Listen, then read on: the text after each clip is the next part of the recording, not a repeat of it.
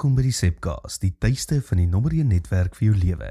Dis waar ons stadiger dink, dieper kyk en ontdek hoe Jesus nie net toegewerk het nie, maar nou werk. Daar's iets vreemd wat met moderne Christendom gebeur het. Baie mense benader kerk soos hulle Netflix benader. Hulle vra, het ek daarvan gehou? Was dit inspirerend? Het dit my behoeftes ontmoet? Maar die vroeë kerk sou waarskynlik glad nie daardie vraag verstaan het nie. In Efesiërs 4 beskryf Paulus die kerk as 'n liggaam waar elke deel werk, dien en bydra.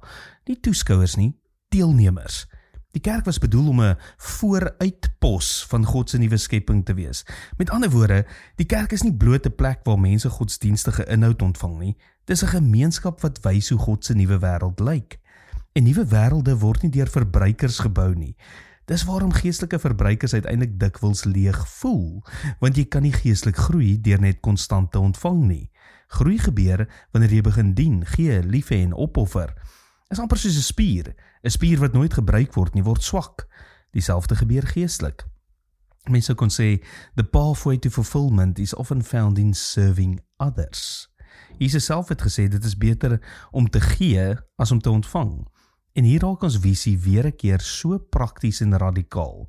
Die nommer 1 netwerk vir jou lewe. Nie 'n netwerk van verbruik nie, 'n netwerk van deelname. Waar ons bly werk en speel stuur God gewone mense om ligdraers te wees.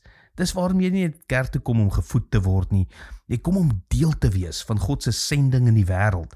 Jy ontvang, maar jy gee ook. Jy word versorg, maar jy dien ook. Jy word opgebou, maar jy help ook ander opbou. Die wêreld leer mense om te vra, wat kry ek hier uit? Jesus leer mense om te vra, hoe kan ek lief hê? Hoe kan ek dien? Hoe kan ek deel wees van wat God doen?